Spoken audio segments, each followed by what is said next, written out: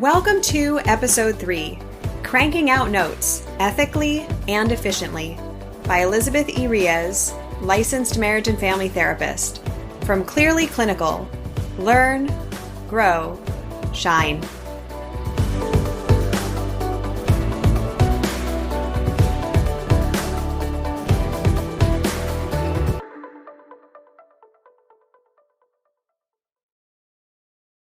I will be your trainer for today's session. My name is Elizabeth Irias, and I'm a licensed marriage and family therapist with specializations in utilization review, clinical management, and quality assurance. As a consultant and trainer, I work with clinical teams across the country to improve their quality of care, their documentation practices, and also their utilization review outcomes. I also operate a private practice in Westlake Village, California, where I provide adolescent and young adult therapy, family therapy, and also addictive disorder treatment. I also specialize with LGBT. Our topic today is cranking out notes ethically and efficiently. Progress notes can be one of the most unpleasant activities for clinicians. What do we write? How much do we write? How long should it take? Do we even need to write notes? The truth is that a lot of us didn't really receive that much training in our education programs about progress notes. We received a lot of training about how to be wonderful, excellent, empathic clinicians. But one of the things that often gets missed is how to write a progress note. Plus, there's a whole lot of variation in the field, along with different note formats and different perspectives on the subject. My goal today is to give you some information about the really critical elements in your progress notes and also talk about some of the rules, laws, and regulations that relate to your clinical documentation practices. I want to take a moment to tell you the way I see it. In my world, clinical documentation looms large, but that's also my specialization. Most of us didn't go into this field because we enjoy writing notes. We went into this field because we like working with people and we want that hands-on time with our clients and our patients. One of the reasons that I want to take time in today's training to talk about your progress notes is because it has such significant ramifications for you and for your clients. So many things hinge on our progress notes, things like our reputation, our credibility, legal cases, behavioral health insurance claims, really important factors to treatment. And it's important that we get the correct information into our progress notes. And it's also important that it's succinct and easy for us to do. So I want to review some important themes today that really need to make their way into your progress notes and also give you a little bit of insight about ways to pare down that information and make it a little bit simpler and easier for you to capture. Let's start by taking a look at some of the certificate requirements that come out of the California Consortium of Addiction Programs and Professionals, also known as CCAP.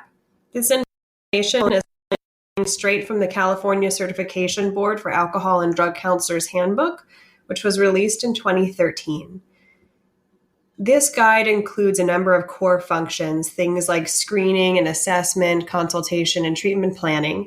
And for today's purposes, I'm pulling information from Domain 7 relating to documentation. They outline a couple of core tasks here that are expected and required for drug counselors in order to be deemed competent. Task number 3 states, document treatment and continuing care plans that are consistent with best practices and applicable administrative rules. Task 4 states, document client's progress in relation to treatment goals and objectives. Task 5 states, prepare accurate and concise reports and records, including recommendations, referrals, case consultations, legal reports, family sessions, and discharge summaries. Task number 6, document all relevant aspects of case management activities to assure continuity of care. And task number 7, document process, progress, and outcome measurements. In this case, this guide is pretty explicit about what needs to be in your notes. It doesn't say how much of that information needs to be in your notes, but it does tell you explicitly. And the pieces that jump out to me include the following: documenting treatment goals and objectives, our recommendations, referrals, case consultations, family sessions, and discharge summaries, all aspects of case management in order to assure continuity of care, and treatment process, progress, and outcome measurements. So when you hear these, what I need you to do right now is stop and take a second and think to yourself, do my notes actually accurately reflect these different themes? Have I been documenting when I give a client a referral to see a psychiatrist or a recommendation for group therapy? Have I been keeping track of my family sessions? Am I actively taking note of the client's progress? And in terms of process is really how we got from point A to point B. So right here, CCAP is telling you, you need to take a moment to talk about your actual sessions and what you do in session. What's the process that occurs, and how does that assist the client in going toward change? I also note that they're pretty explicit about outcome measurements. So for example, if you are doing some kind of craving scale and you ask a client to rate their cravings from 1 to 10, are you reliably documenting that you ask this every single session, and then you're stating client reports craving level of 6, client reports craving level of 8 in relation to cocaine, whatever that is. Those are really subtle outcome measurements, but they are a way for us to track a client's progress. Other outcome measurements are more standardized. Things like the session rating scale by Scott Miller, or the Beck Depression or Anxiety Inventory. These are different things that are used in different programs and by different professionals in order to assess a client's improvement or their treatment gains or losses, in order for us to assess our performance as a program or as a professional. Now that we've taken a look at some of the regulations that pertain to drug counselors and dual diagnosis treatment programs, I want to take a look at the regulations that impact therapists, social workers, and psychologists. So the Board of Behavioral Sciences states about marriage and family therapists and social workers. California law expresses the general requirement that a therapist maintain a treatment record that would be typical of other reasonable and prudent therapists. So one of the ways that I read this quote is an expectation, basically, that we would do what somebody else would do in our situation. The way that I imagine this is that we have a room of 100 different clinicians that are working with the same population, same kind of client, and same background as us. Would they make the same decision in a certain situation that you did? Doesn't necessarily have to be all of them, but would the majority of them say, yeah, when I get the details, I can understand and I can relate with that. I would probably have done the same thing. That's basically, in my mind, what a reasonable and prudent therapist is. One thing I also want to note when we're looking at clinical documentation, there are different therapists in all different kinds of environments in California. So we have some that are in private practice and that are exclusively outpatient. We have some that are in residential and detox programs through insurance companies and private pay. And we also have some that work with individuals through programs like the counties and Medi-Cal. County mental health has really specific requirements depending on the county and very thorough assessment procedures. It's possible that in that imaginary room of 100 clinicians, that you're going to have a good handful of those folks who do really diligent documentation practices because of their funding source. So keep that in mind. It may not be stacked up against just people who are in private practice or just people who accept insurance. It would be therapists coming from all different walks of life, and your documentation might be compared against theirs.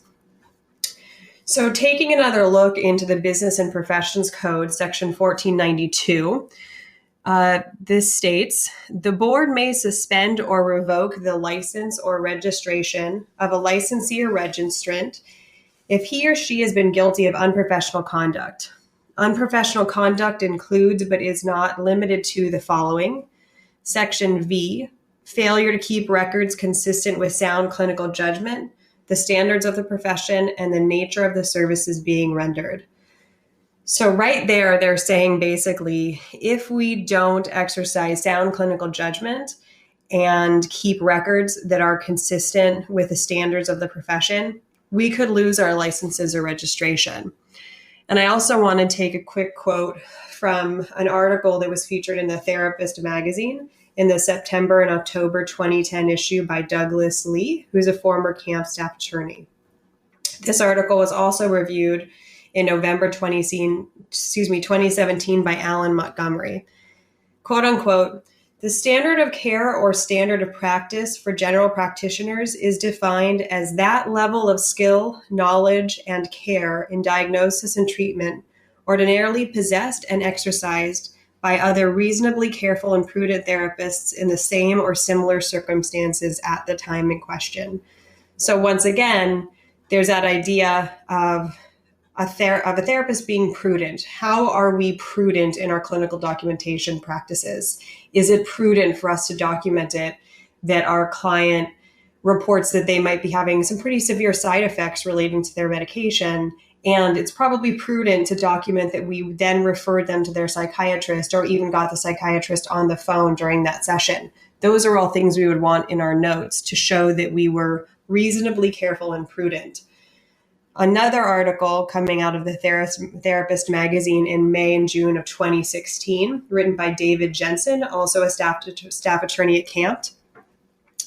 If the BBS is investigating an allegation of incompetence, it will be as interested in initial evaluations, treatment plans, and progress notes as any government program or insurance company would be about such matters. The Board of Behavioral Sciences likely will not give a hoot about whether you used green ink instead of blue or black ink. It will be concerned about the job you did or did not do as evidenced by your treatment records. I think David's article and quote here is pretty clear. Basically, he's saying it doesn't matter whether you accept insurance. It doesn't matter if it's a government-based program or if you're private pay. You need to have sound evaluations, treatment plans, and progress notes. And if there is an allegation of incompetence, they're going to use your records to explore that. The axiom that you learned in graduate school is still very much alive. If it wasn't written down, it didn't occur. And he notes, so whether one contracts with government programs or insurance companies, or whether one has only direct pay patients, the job is always the same. Assess, evaluate, and manage the case. And that is the stuff that should be in everyone's records. So there it is, coming straight from Dave Jensen, Camp staff attorney. Looking for psychologists at the Board of Psychologists, one of their regulations says, psychologists create, and to the extent the records are under their control, maintain, disseminate, store, retain, and dispose of data relating to their professional and scientific work in order to, 1, facilitate provision of services later by them or by other professionals, 2, allow for replication of research design and analyses, 3, meet institutional requirements, 4, ensure accuracy of billing and payments, and 5, ensure compliance with law. So the pieces here that really jump out to me, they're saying you need to maintain appropriate records. You need to do this in order to, quote, facilitate provision of services later by them or by other professionals. Basically what they're saying is your records need to keep accurate statement of what you did in session so that somebody else can come in behind you and know what was done, or perhaps you need to go back and be able to reference them. I think all of these laws, whether we're looking at CCAP, Board of Behavioral Sciences, or Board of Psychology, I think they're all really relevant to all of us as clinicians. We all have different clinical lanes. So drug counselors obviously are going to be more concerned with AOD and the problems that relate to that. Mental health professionals clearly are going to be looking at a different subset of symptoms than drug counselors. However, all of us are behavioral health professionals working in an environment that are expected to have adequate and sound treatment records by each of our certifying and licensing bodies. Another law that I want to take a look at in California comes from Section 123130 of the California Health and Safety Code. This is a law that allows mental health professionals to provide a summary of treatment records rather than the complete record. The summary must contain the following information, if applicable, and this is what's outlined in the law.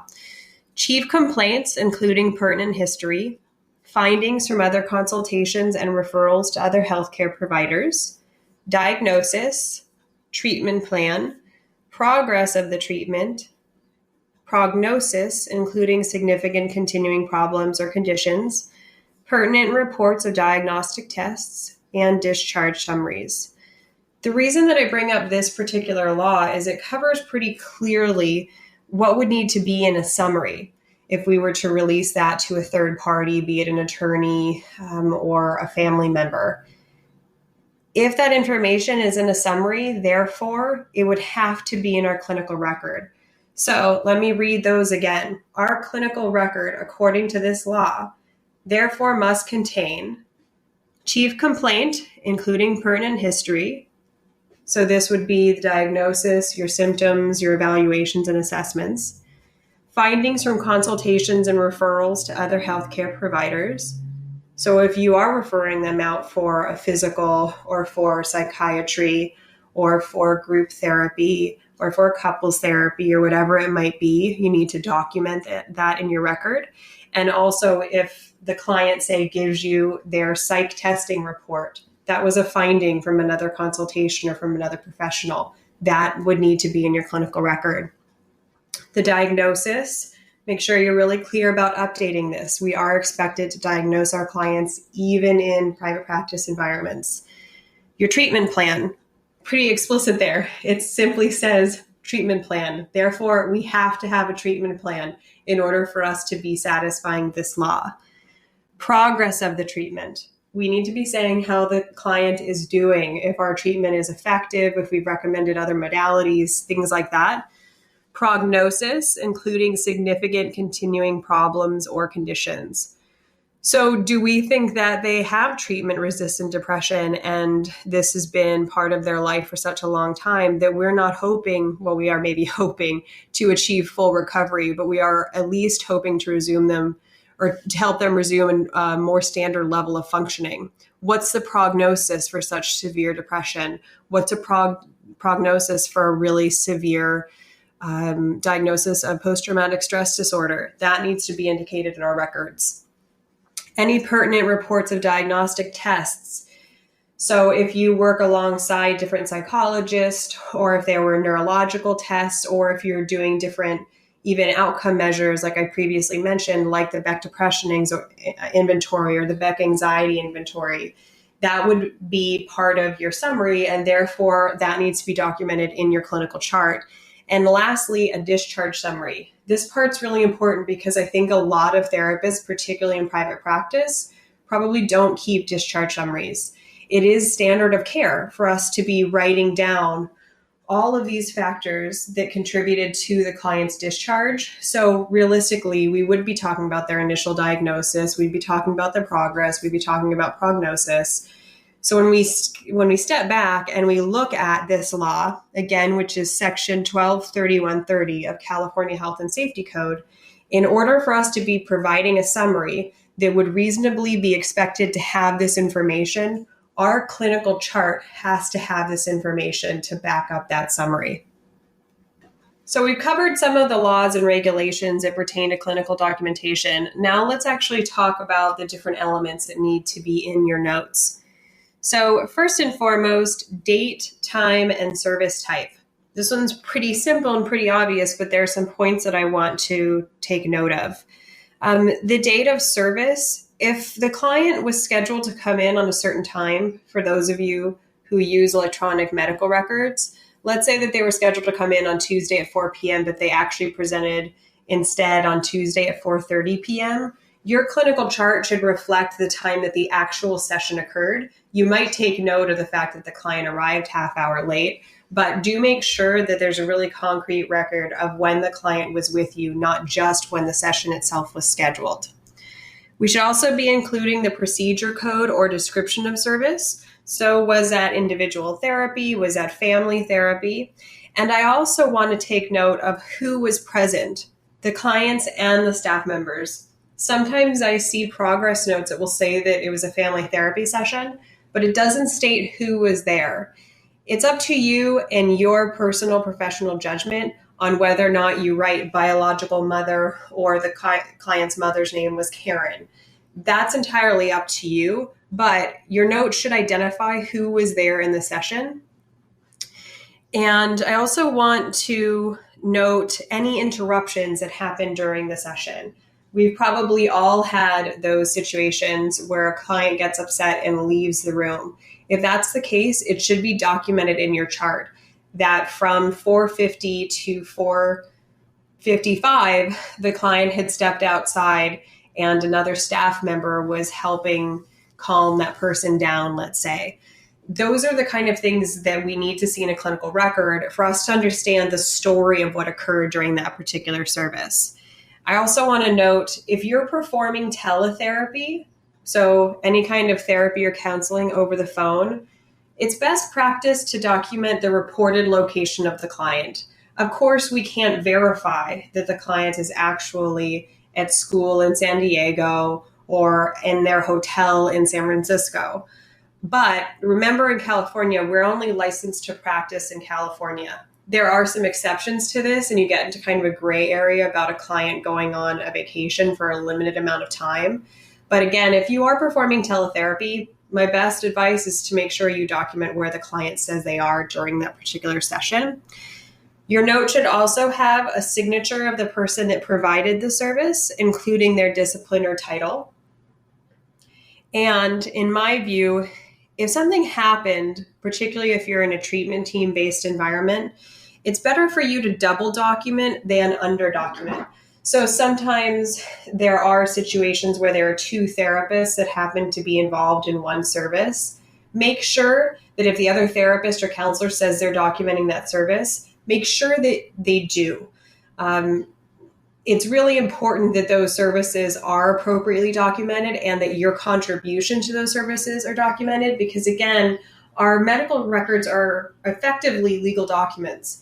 So if you were in that session, what happened during that's important. And I'd rather see multiple notes in a chart associated with one treatment episode, especially when that chart says clinician A and clinician B were present to assist client A. It's okay if there's a note from clinician A and a clinician B, as long as you're not double billing for that particular service. I'd rather have you double document than under document and assume that the other person involved in the situation or session is going to document that session or situation, and they don't.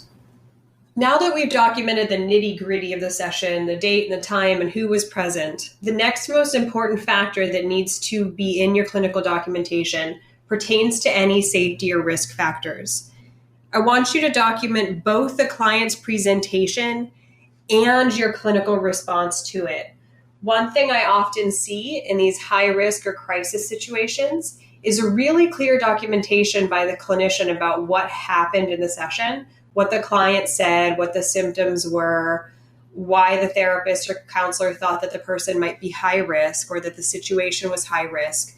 But one of the things that I often see that's missing is a clinician's clinical response to that situation. For example, I had a session once where an adolescent client that I'd been seeing for a while came into session, and after kind of feeling out what was going on, he ultimately divulged during the session that he was intending to go and score some drugs after the session and lace it with some alcohol and overdose.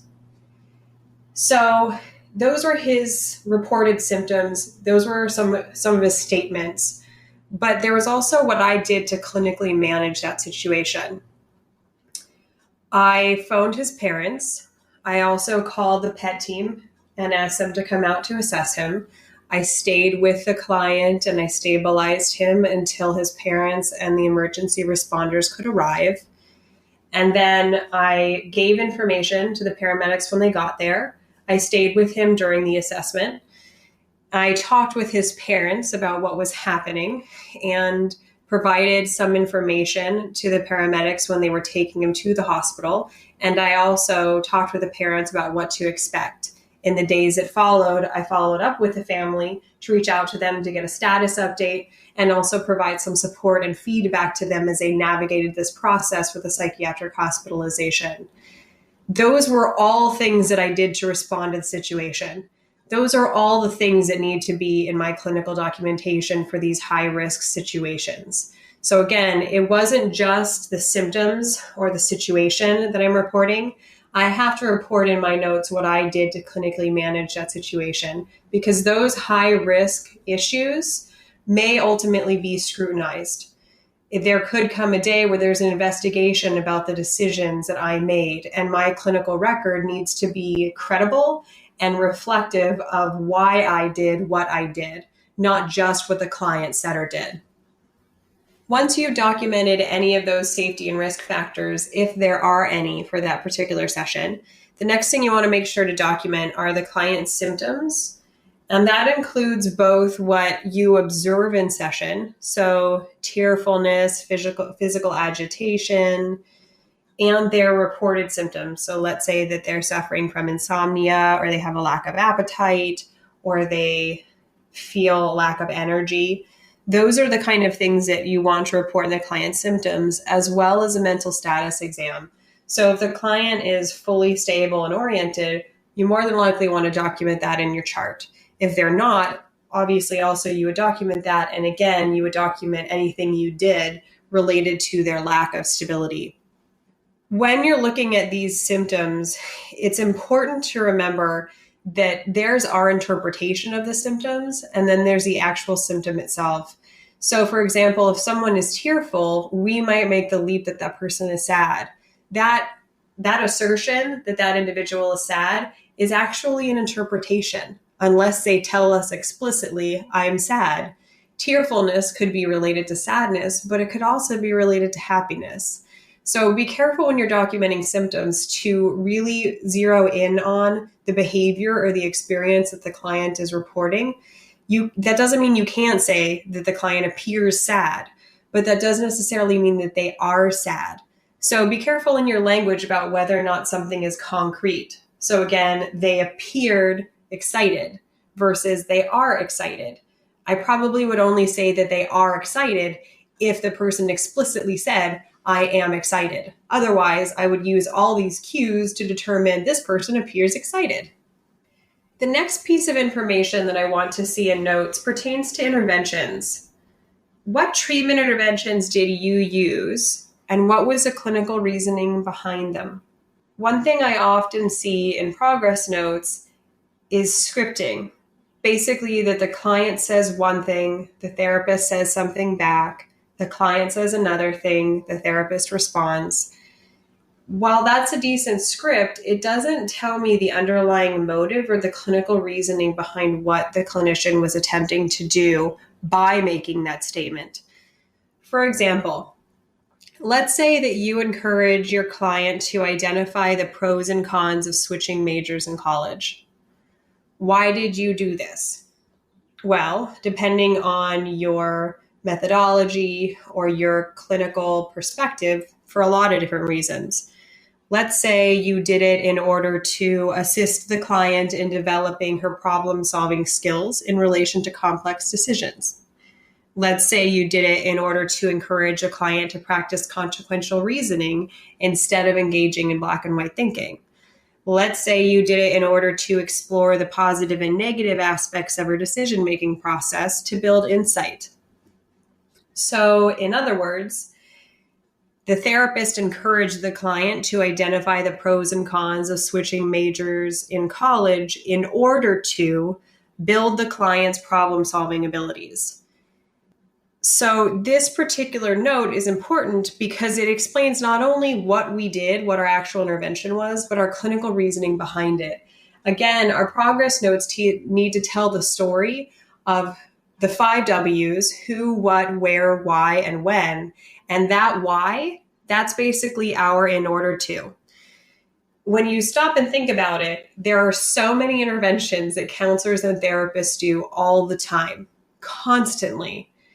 And there's probably a clinical reasoning behind almost every single one. So for example, when I walk down the hallway to my waiting room and I open the door and greet my client, whether or not I allow that person to walk in front of me down the hallway or whether I lead them down the hallway to my office, that's actually a clinical intervention.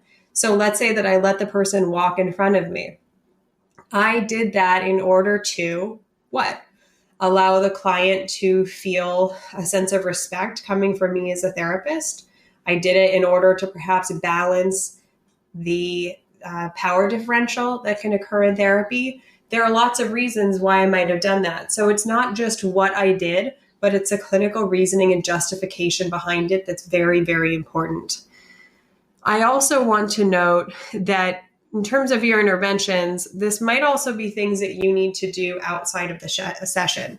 So this could say therapist will confirm with client psychiatrist that there's been a change in her medication. These are things that you're actually intervening. It requires some action on your part in order to do.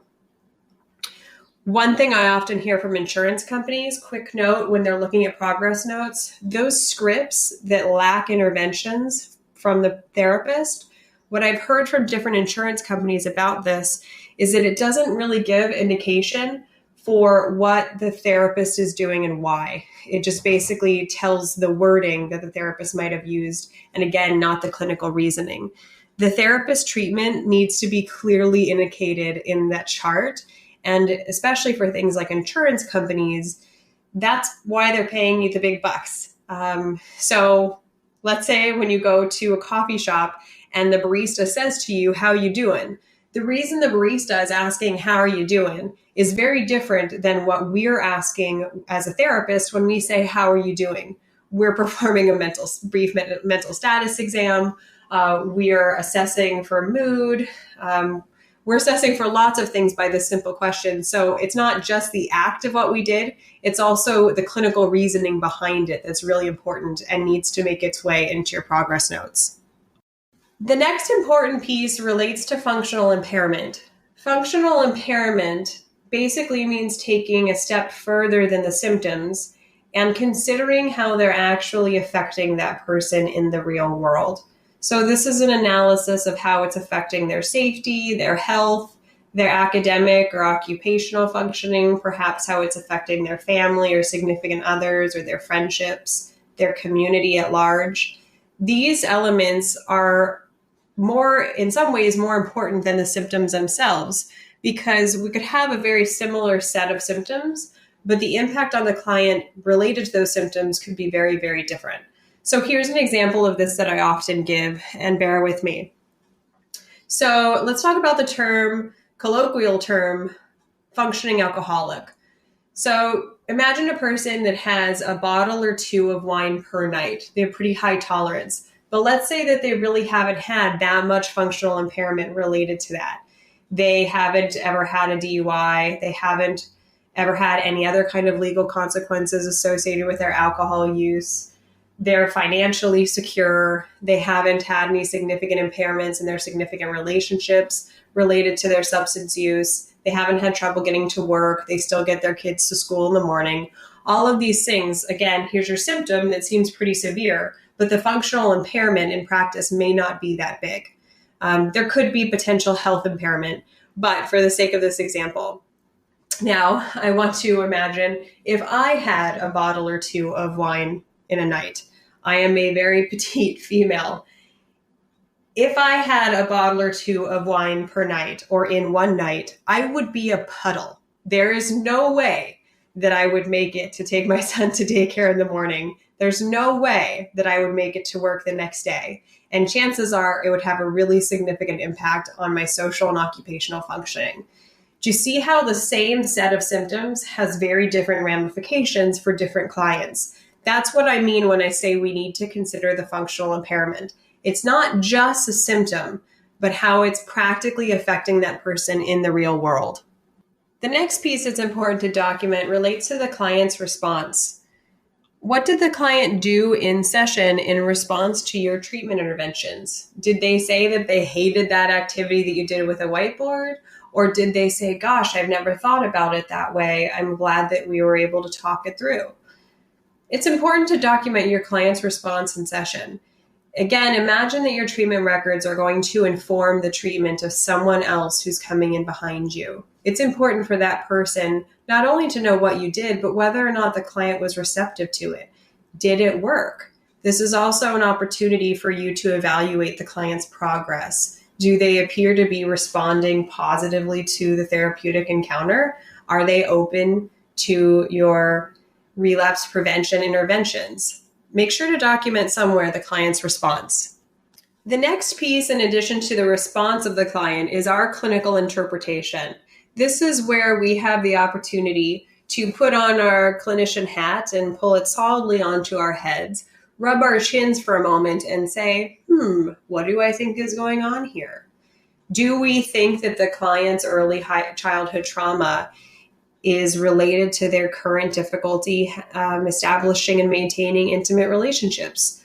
Do we believe that their substance use disorder appears worse when the client's in times of extreme stress? Those are the kind of pieces that we're trained to interpret. Why do we think things are going on? That interpretation in some way needs to make it into our chart. This is really important for the recommendation that we might be making for future treatment, or why we believe this person needs to be in treatment right now. Again, this is part of our clinical decision-making process. Once we've documented the here and now parts of treatment and our clinical interpretation or assessment, we also need to document our future plans. So what are our recommendations? Do we think this individual should have therapy a little more frequently right now because they're in a time of particularly high stress? Do we think that maybe they should increase the frequency of their psychiatry visits, or perhaps slow them down because their symptoms are improving? So we need to document here what referrals we're making and any reasons for those referrals. And depending on the treatment context, we also might state the date of the next therapy session or couples session and who might be there, or a family session. If the client's taking a vacation, for example, or a break from therapy, it's important for us to document that here. And also, you may even document what treatment interventions you want to use the next time, or perhaps you want to remind yourself to follow up on that homework assignment. One thing that I sometimes see is that a therapist will assign a homework assignment and it's documented, but then there's a little follow-up later on. So if the plan for the next session is to do a follow-up about whatever that intervention was that you assigned to them between your last session and this session, make sure to indicate in the next session how you're following up on it. To recap, we've talked about the following sections and how they're important to each and every note: the date, time, and service type, safety and risk factors, symptoms and presentation, your clinical interventions, functional impairment, the client's response, and the clinical interpretation, including the client's progress. There are some other important points that I want to make note of in today's training. Let's talk about collateral contact. Collateral contact is basically any contact that we have with anybody else pertaining to the client's treatment outside of session. So this includes clinical consultations, test results from other professionals, collaboration with other professionals, be it coaches or teachers, doctors, psychiatrists, life coaches, feedback from family members or caregivers, including phone calls and emails. So all of these elements are really important to providing collaborative, holistic care, and they really are best practice. It is best practice to be in touch with other providers and relevant persons in our clients' lives when it's appropriate and recommended. So for example, I think it's really important to have regular contact with psychiatrists. And when I do that, I make note in my chart that I spoke with a psychiatrist on a certain day at a certain time. And I also quickly document what we talked about. Did the psychiatrist let me know that he or she had increased a client's dose of Lexapro? If they did, then that's the kind of information that I want to quickly document in the chart to show not only that I did my due diligence in reaching out to that psychiatrist, but also that I'm informed about what's going on with the client's care outside of my therapy or counseling office. For those of you who accept managed care, I also want to make a quick note here about insurance requirements for the higher levels of care. Most level of care guidelines, those are the guidelines that insurance companies release that basically define medical necessity in their terms and tell you what's required in order for a program to be considered partial hospitalization or intensive outpatient. Most of those insurance guidelines stipulate somewhere that there's some kind of collateral contact. They do this because it's best practice. So if a client goes into residential care, it's absolutely best practice for those care providers to reach out to the outpatient therapist, to have a conversation with the outpatient psychiatrist, perhaps to reach out to the school counselor and learn about the expulsion. It's not enough to just do those things. It's awesome to do those things, and you definitely should. But it's also really important to document them, again, because our clinical charts are reflective of what we did and why we did it. And one of the things that's expected of us is to provide that holistic and collaborative care, and our charts need to be reflective of that. I want to make a quick note here about consistency in your clinical documentation practices, particularly for those of us who work in insurance-based environments where we also might have clients that are coming in from different funding sources. Charts for insurance clients and for private pay clients must cover the same information with comparable detail. The same is true for all funding sources, be that Medi-Cal or Medicare. Those charts need to be as good as an insurance client's chart. Think about how an auditor might interpret it if your cash-paying clients have poorer quality charts than your insurance clients.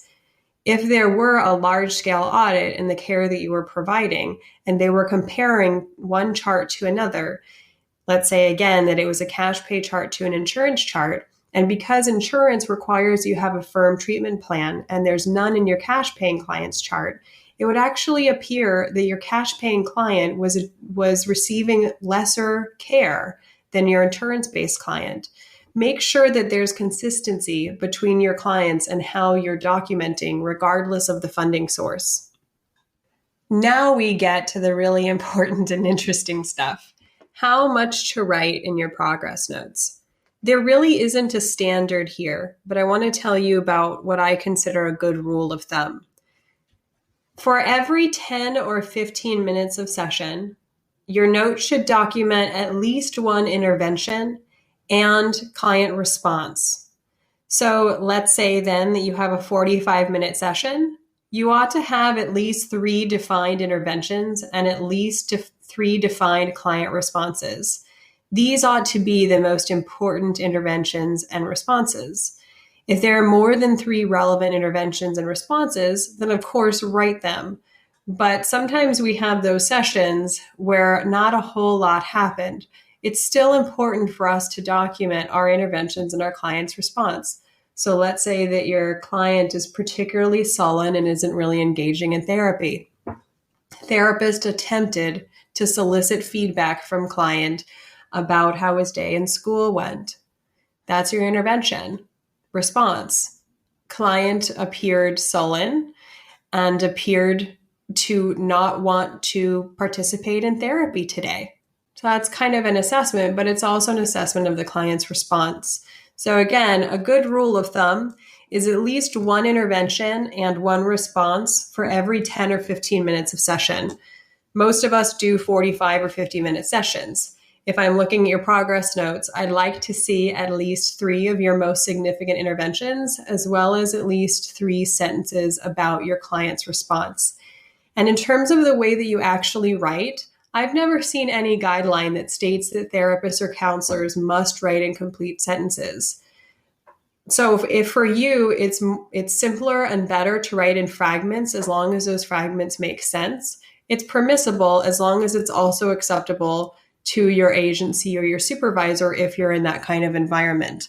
However you write, it just has to be legible, and it has to be something that another party could understand what was going on in session by reading that note. Let's talk about time.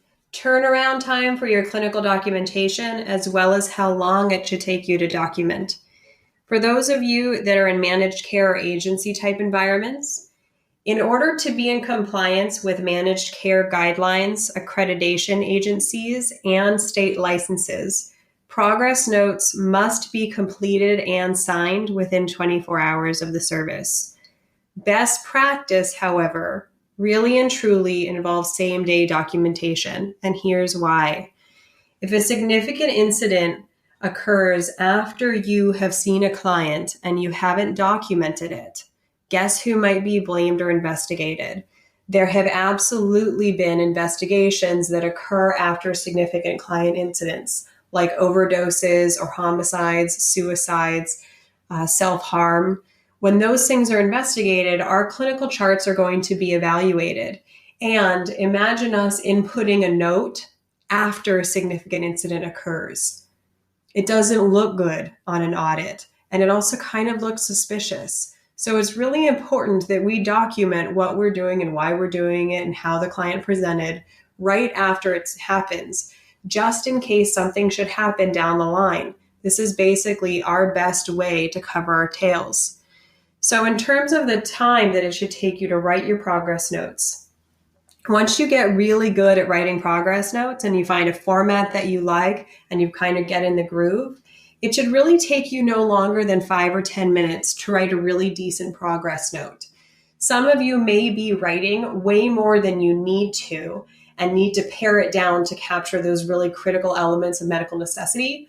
On the flip side, some of you might be writing very, very little and need to bump it up in order to capture that 3 interventions per 45 or 50-minute session and those 3 responses per 45 or 50-minute session. Some of you are going to go different ways on this, but trust me here, once you get past a potentially steep learning curve of how to integrate these elements from these trainings, it really should only take you 5 or 10 minutes in order to write an effective progress note. And in a perfect world, your progress note also encourages your clinical reflective process. So basically, it lets us slow down and think about what actually happened in session and what do I think about it? Where do I go from here clinically? Our next section relates to copying and pasting. I want to start this by giving some examples of how copying and pasting can damage your credibility and even potentially be problematic from a billing standpoint. There have been many examples over the years, both on a national basis and in California, that relate to insurance fraud and third-party billing fraud.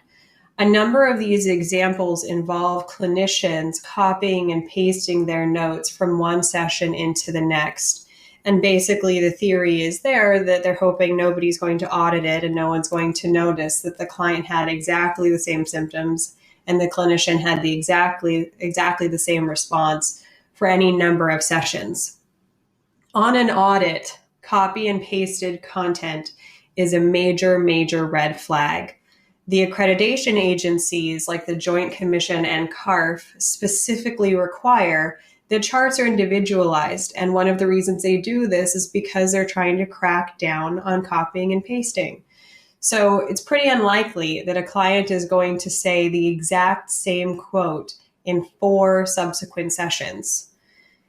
One of the things I do want to note about copying and pasting, it's not that it's inherently bad, but if you are going to copy and paste, I need you to hear me say this, you need to do it carefully, only when it's actually appropriate and reflective of what happened in the session, and when it's specifically applicable to that client, your care, and that situation.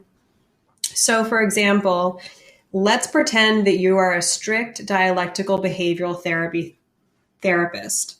So you probably often engage clients in check the facts activities, or you may engage them in a Dear Man exercise. Let's say that you're a diehard relapse prevention counselor, and you probably spend a lot of time helping clients identify some triggers and then assisting them in coming up with safe responses to those triggering situations. If you spend a lot of your time doing a lot of the same interventions, then it's not inherently bad for you to copy and paste that from another session. However, I state again, it's not always bad, but if you're going to copy and paste, you need to do it carefully, only when it's appropriate, and only when it's specifically applicable.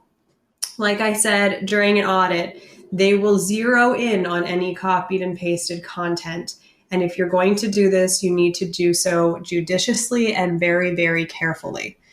In general, I advise against it. But again, if you are a treatment provider who uses a frequent intervention, that may be one of those cases where it's permissible. Be very careful if you're going to do this. The next thing I want to cover is probably going to make any number of you cringe, and that's about concurrent documentation. Concurrent documentation is a practice of completing our progress notes, or at least part of them, while we're in session with our clients. Many of you might be inherently opposed to this. That doesn't mean that you have to do it. It's okay. I just want to bring this up as an option for some of you, particularly if you're struggling to get your clinical documentation done, either between sessions or at the end of the day. There are many large agencies in California that have moved toward a requirement or a recommendation for concurrent documentation for their clinicians because they recognize that people were falling behind. So this is how you implement concurrent documentation. First and foremost, I recommend talking to your clients about it. And basically you have a normal session, and let's say you're doing a 50-minute session. When you hit about minute 45, you let your client know, I'm going to take a minute to sit down at my computer and talk with you about the things that we did during today's session. I want to know from you what really stood out, and I want to make sure that I capture a record of what we did today. So in this case, you as a clinician are probably basically talking through the session with your client and documenting that at the same time. So you're typing while you're talking. So you might say, in today's session, we talked about your upcoming graduation, and we role played how to interact with some of your family members that are visiting. And you're writing that as you're saying it with your client. Those are the kind of pieces that you'd be writing during concurrent documentation. You may save any notes about the client's symptoms or your interpretation or even your interventions until after the client leaves. But concurrent documentation is one way to really make your clinical process more efficient. Again, you don't have to do it, and I'm not even really recommending that you do. This is for each person and each clinician to decide for themselves. But I do want to cover it as part of this training so that you know that it's an option that's available to you. You can write notes with clients while you're in session. Another point that I want to bring up relates to completing note fields. So this particularly applies to assessments, but you also might have standardized note formats that include different questions that might be encouraging you to write in a response. Remember to complete all note fields of your clinical note format. And that may mean that you write did not report or denied in a respective field when it's appropriate. The reason this is important, without this, it's hard to determine whether appropriate information was gathered. So let's say that you asked a client about whether he, she, or they had recently seen a doctor, and they said no. If you leave that section empty, it's hard for the reader to know whether or not the client had actually been screened for a recent physician visit. So again, for the reader, it leaves you unsure of whether or not this person asked that question. So if you are completing a standardized note format or a standardized assessment, make sure you're filling in the appropriate note fields, even if you're just writing denies or did not report, so that record becomes really cohesive in terms of what you assessed. The same is true for things like suicidality or past self-harm. If you asked about it, you need to indicate somewhere that you asked about it and that the client potentially denied it if they denied it. Don't just leave it off. Case notes are another option that I think we need to discuss briefly. Case notes are an option for almost every electronic medical record out there. Case notes are basically a quick note that we're writing that doesn't necessarily require a formal progress note, or we're not able to currently write a formal progress note and might go back and do so. Case notes are a good way to cover our tails when we're short on time. They're also a great way to document what I call hallway conversations. Particularly if you work in a team-based environment, it's not uncommon for you to see somebody in the hallway and for them to pull you aside and say, hey, just want to let you know something happened with a client. A case note is a really good way to document that and to state in it Therapist spoke with client's case manager reports, blah, blah, blah. Again, in a perfect world, the case manager might have reported that as well and put it in the progress note or somewhere else in the chart. However, it's a great idea for you to at least write in that case note because it becomes part of the client's treatment and some of the clinical consideration. It's also a really good way to document those phone calls and that collateral contact that I talked about. For those of you that don't have electronic medical records, case notes are basically those little notes we write to ourselves where we write the date and the time with whom we spoke and also what happened. It's really important that we do these case notes in addition to our progress notes because so many things happen in our treatment that are outside of standard sessions, and case notes, well, those are really where you record that information. Before we wrap up, I want to include a few other important points that relate to your progress notes and clinical documentation. In terms of scope of practice, make sure that you stay in your clinical lane. If you're a drug counselor, you may be discussing some behavioral health-based symptoms with a client, but it may not be appropriate for you to recommend any specific kind of treatment or behavioral health intervention.